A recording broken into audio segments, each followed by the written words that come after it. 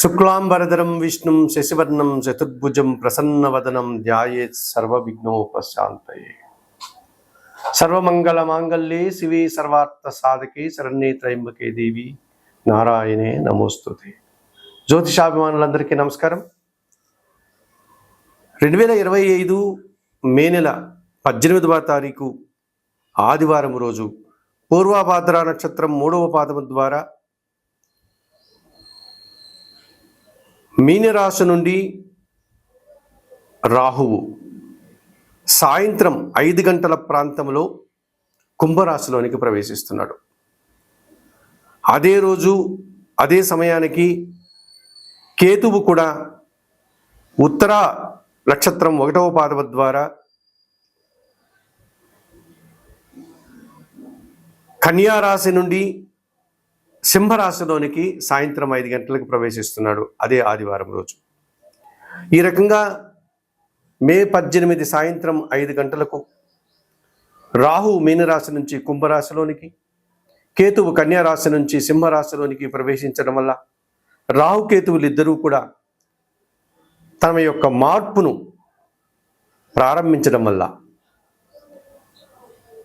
ఈ 12 రాశుల మీద వీటి ప్రభావం ఎలా ఉంటుంది? సహజంగానే మనము ఈ ఛాయాగ్రహాలైనటువంటి రాహుకేతువుల గురించి మనం మాట్లాడుకున్నప్పుడు ఇవి ఒక్కొక్క రాశిలో 18 నెలల పాటు అనగా 1.5 సంవత్సర కాలం తమ యొక్క ప్రయాణాన్ని కొనసాగిస్తాయి. శని భగవానుడు ఎలాగైతే 2.5 సంవత్సరం ఒక్కొక్క రాశిలో ప్రవేశించే సంచారాన్ని కొనసాగిస్తాడో, గురువు ఎలాగైతే సంవత్సర కాలం తన సంచారాన్ని ఒక్కొక్క రాశిలో కొనసాగిస్తాడు, ఈ రాహుకేతువులు మాత్రం ఈ మే 18 నుంచి 18 నెలలు అనగా 1.5 సంవత్సర కాలం రాహువు కుంభరాశిలో, కేతువు సింహరాశిలో తమ యొక్క సంచారాన్ని కొనసాగిస్తారు. సహజంగా రాహువు గురించి మనం మాట్లాడుకున్నప్పుడు ఒక పొగ వంటి ఆకారం, భయంకర రూపం, నల్లని శరీరం, వాత ప్రవృత్తి కలిగినటువంటి స్వభావం, వన సంచారం, అతిధైర్యం, సాహసం, పదవి వ్యామోహం, జూదం, గ్యాంబ్లింగు, దురాశ, అత్యాశ, అన్య భాషాభిమానం, అన్య దేశాభిమానం, బలాత్కారం, భ్రష్టత్వం, దొంగబుద్ధి, గొడవలు, కలహాలు, యుద్ధాలు, కేవలం ధనార్జనే ధ్యేయంగా ఉండడం, లేక పదవే ప్రధానంగా భావించడం, కుల మతాలను వ్యతిరేకించడం, సంస్కృతి సాంప్రదాయాలను త్యజించడం, ఇటువంటి ఈ లక్షణాలన్నీ ఈ రాహువుకు ఉంటాయి. గంగాస్నానం, పితృతర్పణాలు, మరణాలు, శ్మశాన భూములు, ఇటువంటి స్వభావం కలిగినటువంటి ఈ రాహువు ఇప్పుడు కుంభరాశిలోనికి ప్రవేశించాడు. ఇక కేతువు ఇంచుమించుగా రాహు లక్షణాలు అన్నీ కలిగి ఉండి వాటితో పాటు వైరాగ్యం, మంత్రజపం, అనుష్ఠానం, వేదాంతం, దైవజ్ఞానం, నిరాడంబరత, దీక్షలు, వ్రతాలు, పూజలు, తీర్థయాత్రలు, భిక్షాటన, తంత్ర విద్యలు, సన్యాసం, దేశాటన, తీర్థయాత్రలు, సంసారానికి దూరంగా ఉండడం, నపుంసక లక్షణాలు, సన్యాస లక్షణాలు, ఇవన్నీ కూడా కలిగి ఉంటాడు ఈ కేతు. మరి ఇటువంటి కేతు ఇప్పుడు సింహరాశిలో 18 నెలల పాటు ఆయన ప్రయాణాన్ని కొనసాగిస్తున్నాడు. అందుకే మన వాళ్ళు వైదిక సాంప్రదాయాన్ని అనుసరించేటువంటి జ్యోతిష్ శాస్త్రంలో ఒక సర్పాన్ని గన శరీర మధ్యంలో ఖండిస్తే తల సర్పం సగభాగం రాహువు అయితే, తోక సర్పం సగభాగం కేతువు అని చెప్తారు. ఇదన్నీ కూడా ఒక సింబాలిక్గా, ఒక ప్రతీకగా మన పెద్దవాళ్ళు మనకు చెప్పడం జరిగింది.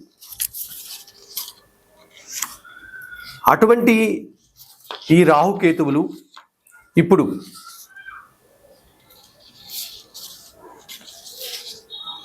కుంభరాశిలో రాహువు, సింహరాశిలో కేతువు సంచారం కొనసాగుతోంది. మరి 12 రాశుల మీద వీటి ప్రభావం ఎలా ఉంటుంది? ఈ రాహుకేతువుల యొక్క ప్రభావం 12 రాశుల మీద ఎలా ఉంటుంది? మీనరాశి వారు 2025 మే 18వ తారీఖు ఆదివారం సాయంత్రం 5 గంటలకు రాహుకేతువులు మారుతున్నారు. 2025 మే 18 సాయంత్రం 5 గంటలకు రాహువు మీనరాశి నుంచి కుంభరాశిలోనికి ప్రవేశించి 18 నెలల పాటు తన సంచారాన్ని కొనసాగిస్తాడు. అదే రోజున అనగా 2025 మే 18 ఆదివారం సాయంత్రం 5 గంటలకు కేతువు కూడా కన్యారాశి నుంచి సింహరాశిలోనికి ప్రవేశించి 18 నెలల పాటు తన ప్రయాణాన్ని కొనసాగిస్తాడు. ఈ రకంగా రాహుకేతువులు మారి తమ యొక్క సంచారాన్ని అనగా రాహు కుంభరాశిలో కేతు సింహరాశిలో సంచారాన్ని కొనసాగించడం వల్ల మీనరాశి వారికి ఈ రాహుకేతువుల యొక్క ప్రభావం వల్ల ఎటువంటి ఫలితాలు ఉంటాయి అన్న విషయాన్ని ఇప్పుడు మీరు తెలుసుకోబోతున్నారు. ప్రధానంగా మీనరాశి వారికి 12వ భావములో వ్యయ భావములో రాహు సంచారం పూర్తిగా వ్యతిరేక ఫలితాలను ఇస్తుంది. ఒక దుబారా వ్యక్తి, ఒక దురాచారం కలిగిన వ్యక్తి, ఒక అవినీతిపరుడైనటువంటి రాహు వ్యయములో ఉంటే అనవసరంగా మనల్ని ఖర్చు పెట్టిస్తాడు. అనవసరంగా మనకు అవినీతిపరులను పరిచయం చేసి అటువంటి వ్యక్తుల యొక్క ప్రలోభానికి లోనై వారు చెప్పిన విధంగా మనము అత్యాశకు పోయి రాంగ్ ఇన్వెస్ట్మెంట్లు చేసి నష్టపోతాము. ఆ వ్యక్తులు మనల్ని చట్టపరంగానూ న్యాయపరంగానూ ఇరికించి వారు తప్పించుకునేటువంటి ప్రయత్నాలు చేస్తారు. స్వయంగా చేయలేనటువంటి పనులు చేసినట్లుగా నిందలు పడేటువంటి సందర్భాలు ఉంటాయి. ఎవరో దుర్మార్గులు చేసినటువంటి పనులకు మనము కారణభూతులమై ఇబ్బందులు కొని తెచ్చుకుని వారు అవుతాం. అనవసరమైనటువంటి సమయాన్ని వృధా చేసుకుంటాం, మీ తెలివితేటలు ప్రతిభను వృధా చేసుకుంటాం, ధనాన్ని వృధా చేసుకుంటాం, నిందల పాలవుతాం. కొన్ని సందర్భాల్లో కోర్టు కేసులు, పోలీస్ స్టేషన్ల వెంట తిరగాల్సిన పరిస్థితి కూడా కనిపిస్తుంది మీనరాశి వారికి. అలాగే ఈ రాహు 12వ భావంలో ఉండే సందర్భాల్లో నూతన వ్యాపారాలు ప్రారంభించలేం, నూతన వ్యక్తుల్ని నమ్మలేం, విదేశాలకు వెళ్ళేటువంటి కార్యక్రమాలు ఆటంకపడతాయి. ఏ కార్యక్రమం చేయాలన్నా దుబారా ఖర్చులు, దుబారా ఆలోచనలు, దుబారా మనుషులతో కలిసి చేసి నష్టపోయేటువంటి సందర్భాలు కనిపిస్తుంది. ఈ రకంగా వ్యయములో రాహు మీకు పూర్తిగా వ్యతిరేక ఫలితాలను ఇచ్చేటువంటి వాతావరణం మీనరాశి వారికి ఉంది. అయితే మీనరాశి వారికి 6వ భావములో 6వ భావంలో కేతు సంచారం మీకు పూర్తిగా శుభఫలితాలను అందిస్తుంది. 100కు 100% శుభఫలితాలను అందుకుంటారు. ఈ కేతు 6వ భావములో సింహరాశిలో సంచరించడం వల్ల మీనరాశి వారికి పోటీ ప్రపంచంలో నిరాడంబరంగానే మీరు వృత్తి, ఉద్యోగ, వ్యాపారాల్లో మంచి అవకాశాలని, విజయాల్ని, ఆదాయాన్ని అందుకుంటారు. ఎటువంటి ఆడంబరాలు, హంగామాలు లేకుండా మీదైనటువంటి శైలిలో మీరు పోటీ పరీక్షల్లో కానీ, ఇంటర్వ్యూల్లో కానీ, ఇతరత్ర కార్యక్రమాల్లో కానీ మీరు మిమ్మల్ని నిరూపించుకొని విజయాన్ని సాధించుకుంటారు. అలాగే రుణ, రోగ, శత్రు విముక్తిని పొందగలుగుతారు మీనరాశి వారు. అనారోగ్య సమస్యల నుంచి బయటపడి ఆరోగ్యవంతులు అవుతారు. కొన్ని రుణాలు తీర్చుకుని రుణ విముక్తిని పొందగలుగుతారు.